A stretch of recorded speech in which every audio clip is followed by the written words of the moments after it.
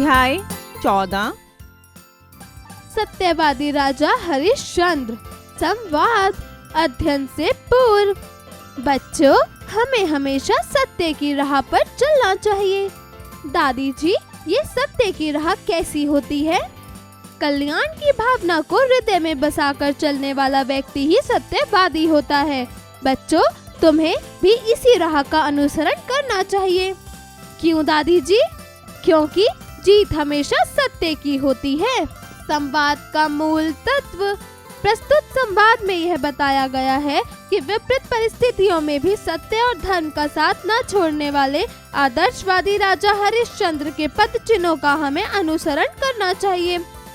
पर्दे के पीछे से सतयुग की बात है। हरिश्चंद्र नाम के एक राजा थे। वे क्षत्रिय कुल में पैदा हुए थे। वे बड़े सत्यवादी तथा दानी थे। एक दिन उन्होंने अपना राज्य मुनि विश्वामित्र को दान में दे दिया। कुछ दिन बाद मुनि विश्वामित्र पधारते हैं। हरिश्चंद्र: प्रणाम मुनिवर, आसन ग्रहण कीजिए। विश्वामित्र: बैठे बैठे। राजन, आपने मुझे पहचाना कि नहीं? हरिश्चंद्र: हे मुनि श्रेष्ठ, आप तो सर्वज्ञ हो। त्रिलोक में ऐसा कौन है जो भला आपको न जानेगा?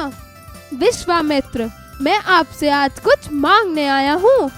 हरिश्चंद्र: अहो भाग्य मेरे, बताइए आपको क्या चाहिए? विश्वामित्र: मुझे आपका समस्त राज्य चाहिए। राजन, कहीं आप अपना दान किया राज्य वापस तो न मांग लेंगे? हरिश्चंद्र: महाराज, सारी पृथ्वी आपकी, मैं आपका। दान दी हुई वस्तु को मैं कभी पुनः प्राप्ति की इच्छा में नहीं लाऊंगा। सुनिए, यह मेरी प्रतिज्ञा है। चंद्र टरे, सूरज टरे, टरे जगत व्यवहार पे दृढ़ श्री हरिश्चंद्र को टरे न सत्य विचार। विश्वामित्र: अब महादान की दक्षिणा कहाँ है? हरिश्चंद्र: वह भी दूंगा मुनिवर। क्या हुआ यदि खजाना अब मेरा नहीं है, परंतु मेरा शरीर तो है? विश्वामित्र: 1 महीने उपरांत यदि मुझे शरीर रूपी दक्षिणा ना मिलेगी तो मैं तुम्हें कठिन ब्रह्म दंड दूंगा। हरिश्चंद्र: मुनिवर, मैं ब्रह्म दंड में उतना नहीं डरता जितना सत्य दंड से। नेपथ्य से राजा हरिश्चंद्र अपनी पत्नी शैब्या और पुत्र रोहिताश्व के साथ अयोध्या को छोड़कर काशी वाराणसी आ गए, क्योंकि अयोध्या नगरी वह विश्वामित्र को दान कर चुके थे, परंतु अपनी प्रतिज्ञा अनुसार अभी उनका महादान की दक्षिणा देना बाकी था। हरिश्चंद्र: आहा, धन्य है यह काशी, तुम्हें अनेक प्रणाम हैं। काशी की शोभा कैसी निराली है, इसे देख मन चित्त अति प्रसन्न हुआ। चला जा रहा है, किंतु विश्वामित्र जी को राज्य दान करके जितना चित्त प्रसन्न नहीं हुआ, उतना अब बिना दक्षिणा दिए दुखी होता है। हाय, कितने कष्ट की बात है। राजपाट, धन धाम सब छूटा, अब दक्षिणा कहाँ से दूंगा? क्या करूं, कुछ समझ में नहीं आता। कुछ सोचकर मैं उस बाजार में खड़े सेठ को स्वयं को बेच दूंगा, ताकि मेरे द्वारा प्राप्त मुद्राओं में से मुनिवर का ऋण उतार सकूं। यदि सेठ तुम्हें और पुत्र रोहिताश्व को भी खरीद लेगा तो अच्छी बात होगी। अच्छा तो चले। हाय, ऋण भी कैसी बुरी वस्तु है। इस लोक में वही मनुष्य कृतार्थ है जिसने ऋण चुका देने का कभी क्रोधी और क्रूर लेन देन की लाल लाल आंखें नहीं देखी है। शैव्या, आर्य पुत्र, ऐसे समय में हमको छोड़ जाते हो। स्त्री को अर्धांगिनी कहते हैं, इसलिए पहले बायां अंग बेच लो, तब दायां अंग बेचो। बालक, हमको भी कोई मोल ले लो तो भला उपका लो। नित्या, शैव्या को घर का कामकाज करने के लिए एक व्यक्ति ने खरीद लिया। पुत्र भी साथ में था। हरिश्चंद्र को एक शमशान मालिक ने खरीद लिया। इस प्रकार प्राप्त धन से हरिश्चंद्र ने दक्षिणा चुकाई। शमशान मालिक हरिश्चंद्र से, जाओ अभी दखिनी मसान, ले वहाँ कफन को दान। जो कर तुमको नहीं चुकावे, सो कर ये करनी ही नहीं पावे। चलो घास पर करो निवास, भय आज से हमारे दास। हरिश्चंद्र: जो आज्ञा। शैव्या और बालक अन्य स्थान पर। शैव्या: बेटा, गुरुजी पुकार रहे हैं, उनको जल्दी दूध और बेलपत्र दो। हाय, क्या हुआ तुम्हें? तुम कुछ बोलते क्यों नहीं? बालक: माँ, मैं गुरुजी को फूल देने गया था, वहाँ काले सांप ने मुझे काट लिया। इतना कहते ही बालक ने अपने प्राण त्याग दिए। शैव्या रोती हुई: हाय बेटा, बाप ने छोड़ दिया और अब तुम भी छोड़कर चले गए। अब बुढ़ापे में मेरी क्या गति होगी। रोती हुई शैव्या रोहिताश्व का शव लेके शमशान आती है। थान शमशान में कंबल ओढ़े और एक मोटा लठ लिए हुए हरिश्चंद्र दिखाई पड़ते हैं। सामने चुनरी की ओढ़ लिए शैव्या की रोने की आवाज सुनाई देती है।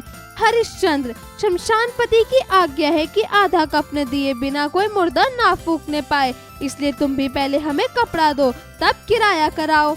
शैव्या अपने पति को पहचान कर रोती है। नाथ, मेरे पास तो एक भी कपड़ा नहीं था। आंचल फाड़ कर इसे लपेट लाई हूँ, उसमें से भी जो आधा दे दूं तो यह खुला रह जाएगा। हाय, चक्रवर्ती के पुत्र को कफन भी नहीं मिला। हरिश्चंद्र, प्यारी रो मत, धीरज धर, स्वामी की आज्ञा है, यदि तुमसे आधा कफन ना लूं तो बड़ा अधर्म होगा। जिस हरिश्चंद्र ने अभी तक धर्म ना छोड़ा, उसका धर्म आधा गज कपड़े के वास्ते मत छुड़ाओ। कफन से जल्दी आधा फाड़ कर के रूप में मुझे दे दो। शैव्या, नाथ जो आ गया। शैव्या कपड़ा फाड़ने लगती है। उसी क्षण मुनि विश्वामित्र एवं देवगण प्रकट होते हैं। विश्वामित्र, पुत्री अब शोक मत कर, धन्य तेरा सौभाग्य कि तुझे राजश्री हरिश्चंद्र जैसा पति मिला। वत्स, रोहिताश्व उठो, देखो तुम्हारे माता पिता कितनी देर से तुम्हें मिलने को व्याकुल हो रहे हैं। रोहिताश्व उठ जाता है। आकाश से पुष्प वृष्टि होती है। श्री महादेव, पार्वती, भैरव, धर्म, सत्य और इंद्र सभी आ जाते हैं। विश्वामित्र, हे राजन, मैं तुम्हारी सत्यता निष्ठता से अति प्रसन्न हूँ, अतः मैं तुम्हें तुम्हारा राज्य इनाम स्वरूप भेंट करता हूँ। सब, धन्य महाराज, हरिश्चंद्र धन्य, जो आपने किया सो किसी ने ना किया। सब आशीर्वाद देते हैं। हरिश्चंद्र, प्रभु आपके दर्शन से सब इच्छा पूर्ण हो गई। अब मेरी इच्छा है कि सत्य सदा पृथ्वी पर स्थिर रहे। भगवान एवमस्तु, ऐसा ही होगा। पुष्प वृष्टि ने पथ्य से राजा हरिश्चंद्र को अपना राज्य वापस मिल गया। शब्दार्थ, कुल अर्थात वंश, खानदान, परिवार। मुर्दा अर्थात शव, सत्यवादी अर्थात सत्य बोलने वाला। त्रिलोक अर्थात तीन लोक। अहंकारी अर्थात घमंडी। दक्षिणा अर्थात दान पश्चात दी गई राशि। सहस्त्र अर्थात हजार। मूर्छा अर्थात बेहोशी की अवस्था। क्रिया, मृतक का संस्कार। पुष्प वृष्टि, फूलों की वर्षा। सौभाग्य अर्थात भाग्यवान। उच्चारण करें, ब्रह्मदंड। सहस्त्र, कृतार्थ, अर्धांगिनी। विभस्त, रोहिताश्व, चक्रवर्ती। पुष्प वृष्टि, अध्यापन संकेत। शिक्षक शिक्षिका बच्चों को सदाचार के पथ पर चलने की प्रेरणा दे, साथ ही बच्चों को सत्य और कर्तव्यनिष्ठ बनने हेतु प्रोत्साहित करे। इसके लिए शिक्षक शिक्षिका अन्य प्रकार के उदाहरण का भी सहारा ले सकते हैं, जिसे बच्चे आसानी से ग्रहण कर सके। अभ्यास कार्य, जरा बताइए। प्रश्न 1, दिए गए प्रश्नों के उत्तर बताइए। क, हरिश्चंद्र ने विश्वामित्र को क्या दान में दे दिया था?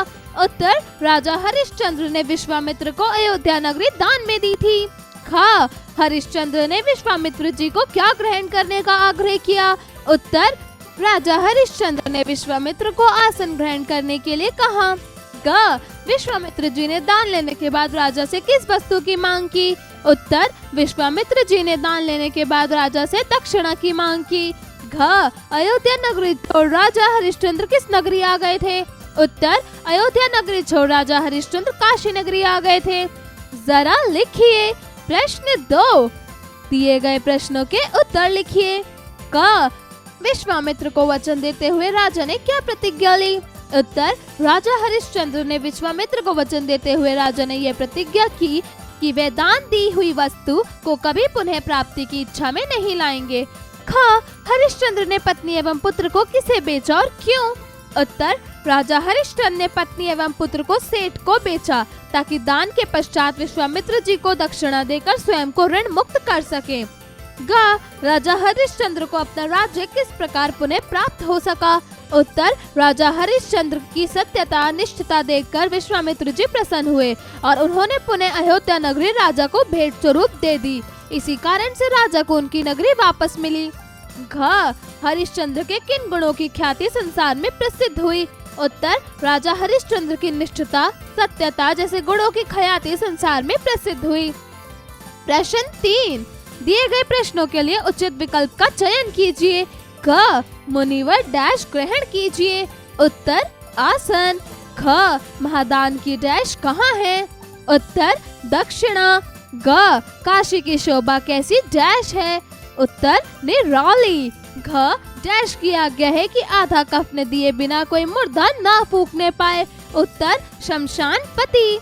ड़ डैश उठो, देखो तुम्हारे माता पिता कितनी देर से तुमसे मिलने को व्याकुल हो रहे हैं। उत्तर, वत्स, रोहिताश्व। जरा सोचिए। प्रश्न 4, सत्य परेशान हो सकता है लेकिन पराजित नहीं। इस कथन से आप क्या समझते हैं? सोच विचार कर अपने शब्दों में अभिव्यक्त कीजिए। जरा भाषा पर गौर कीजिए। प्रश्न 5, नीचे दिए गए वाक्यों के लिए एक शब्द का प्रयोग कीजिए।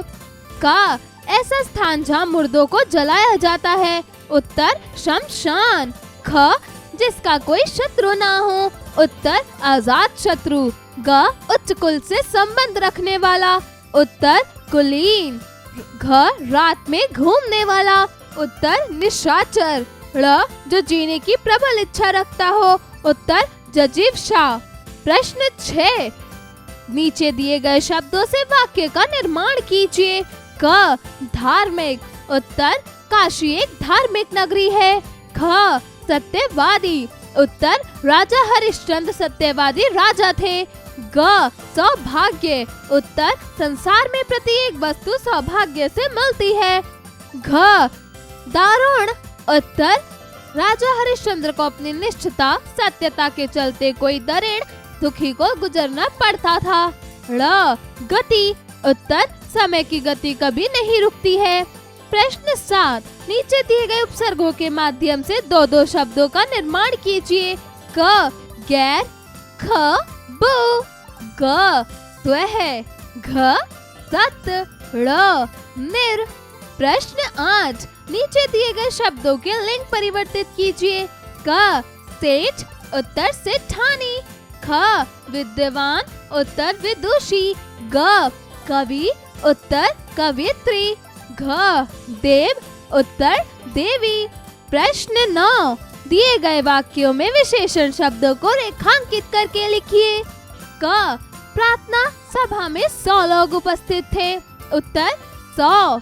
ख श्याम बहुत अच्छा तैराक है। उत्तर, अच्छा।